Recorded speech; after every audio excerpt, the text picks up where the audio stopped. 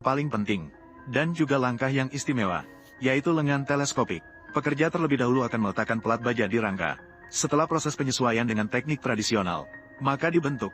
Setelah menyelesaikan semua bagian, berat total lengan teleskopik lebih dari 60 ton. Artinya masing-masing memiliki berat 10 ton. Jika dilihat dari luar, ternyata tidak seberat yang dibayangkan. Kemudian mengambil selongsong poros yang direndam pada suhu minus 196 derajat. Sebelum terkena kerusakan, segera masukkan ke dalamnya. Tambahkan satu pegas baja besar, dan satu bagian seberat 140 pon. Tanda logam untuk penempatan. Proses pemasangan ini cukup melelahkan. Kamu bahkan bisa melihat pekerja memerah wajah dan leher. Semangat luar biasa dari pekerja. Barulah bisa mencerminkan tingkat ketelitian yang tinggi. Layar terbuat dari politetrafluorutena, PTFE, berwarna putih. Ini adalah bahan kunci yang digunakan untuk mencegah selip. Harus diketahui bahwa di antara semuanya, yang paling banyak aus, bukanlah roda gigi yang ada di dalam kotak percepatan, melainkan adalah sambungan teleskopik dalam layar. Papan anti-selip berwarna putih bahkan lebih penting. Setiap kali beroperasi dengan beban penuh, ia berfungsi sebagai penghalang untuk mencegah gesekan logam, terutama pada adegan di depan mata ini. Desain awal biasanya menyisakan celah yang cukup besar. Politetrafluorutena, PTFE, kebetulan juga dapat digunakan dalam suhu dari minus 180 derajat, hingga 260 derajat dalam jangka panjang. Ia juga memiliki nama lain yang disebut sebagai Raja Plastik, juga merupakan resep inti yang membuat lengan teleskopik tahan lama. Jadi, ruang di dalamnya begitu besar. Bagaimana bisa dapat berkembang dan menyusut dengan bebas? Mari kita lihat di layar terdapat silinder hidraulik. Setiap bagian lengan teleskopik akan terhubung dengan silinder. Ketika peralatan dinyalakan, pompa hidraulik akan memompakan oli hidraulik ke dalam silinder, mengontrol sinkron dengan pengemudi untuk mencapai tujuan naik turun. Sekarang pasang piringan gigi. Ini adalah aksesori pertama di ruang kontrol. Di dalamnya terdapat beberapa set bola, terdiri dari dua bagian dalam dan luar. Lingkaran dalam tetap, sedangkan lingkaran luar dapat berputar. Bagian utamanya terbuat dari baja paduan. Dibutuhkan waktu setengah bulan untuk menyelesaikannya. Jadi Anda akan melihat, set grup roda gigi ini sangat berbeda. Di depan adalah mesin ruang kontrol. Sebuah crane dilengkapi dengan dua set unit. Mesin atas digunakan untuk memberikan daya ke pompa hidraulik, memberikan tenaga untuk bekerja sama dengan kaki penopang.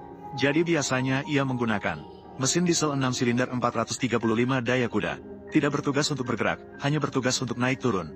Selanjutnya adalah memasang sasis pada rangka. Ini adalah kunci untuk pergerakan tubuh kendaraan. Di balok besar terdapat 9 set sumbu kendaraan. Secara kolektif dikenal sebagai sistem kemudi semua roda. Selama proses pergerakan kendaraan, roda yang searah dapat meminimalkan gesekan secara maksimal. Ini berarti dapat beroperasi dalam ruang sempit. Jari-jari putar minimum, terutama saat bergerak diagonal. Ini benar-benar berkah bagi para pengemudi. Dan tidak hanya dapat dilihat pada truk. Melihat teknologi ini, energi baru domestik juga meledak dalam pemandangan kota. Kemudian balok utama diputar dan dibalik, mulai memasang mesin penggerak pada bodi kendaraan. Jika dibandingkan dengan kelompok mesin sebelumnya, tampaknya lebih kompak. Permukaannya tidak memiliki pipa yang rumit, dan banyak jalur yang tak terhitung. Hanya ada satu mesin yang terhubung ke transmisi, memberikan tenaga untuk 9 kelompok sumbu kendaraan. Mengambil penggaris untuk mengukur jarak mesin. Kesan yang diberikan oleh produk buatan Jerman memang mengesankan. Setiap unit menunjukkan pencarian kesempurnaan dengan sangat baik, bahkan kurang dari 0. Perbaikan ketidaksempurnaan hingga 0,5 cm pun harus dilakukan dengan serius. Sepertinya hanya satu negara yang dapat bersaing dengan itu. Setelah menggunakan besi pengungkit untuk merakit poros penggerak, hanya dengan 4 baut, sudah bisa dipasang dengan kuat. Berbeda dengan radiator truk sebelumnya, sistem pendinginan ini bertanggung jawab untuk cairan pendingin mesin dan oli hidraulik.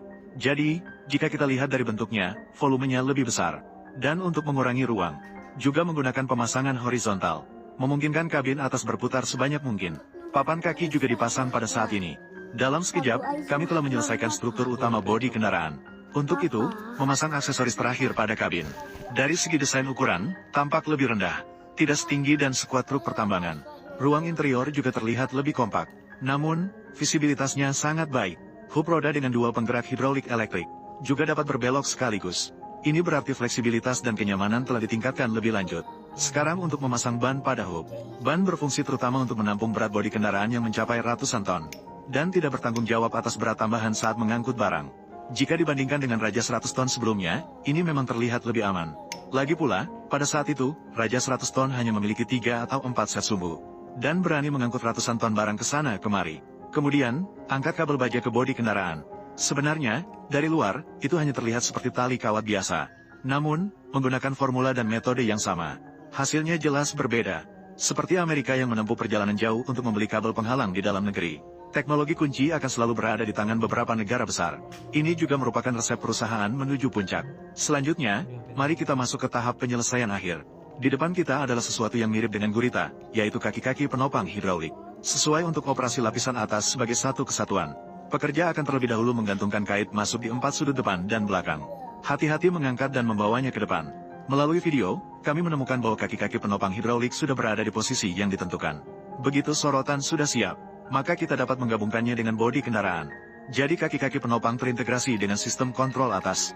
Hidraulik diangkat dan diturunkan oleh perangkat kontrol. Ketika kerannya terpasang, maka bisa mengangkat bodi kendaraan. Ini mencegah roda menanggung distribusi berat selama proses beban. Hanya memiliki lengan teleskopik saja tidaklah cukup. Kita juga harus memasang 2 silinder hidraulik pada kaki-kaki penopang. Jika dilihat dari penampilan, benda ini panjangnya 6 meter dan lebarnya 50 cm, dan dari segi berat, satu saja beratnya 2,5 ton, ini sudah jauh melebihi berat mobil pribadi kecil lebih dari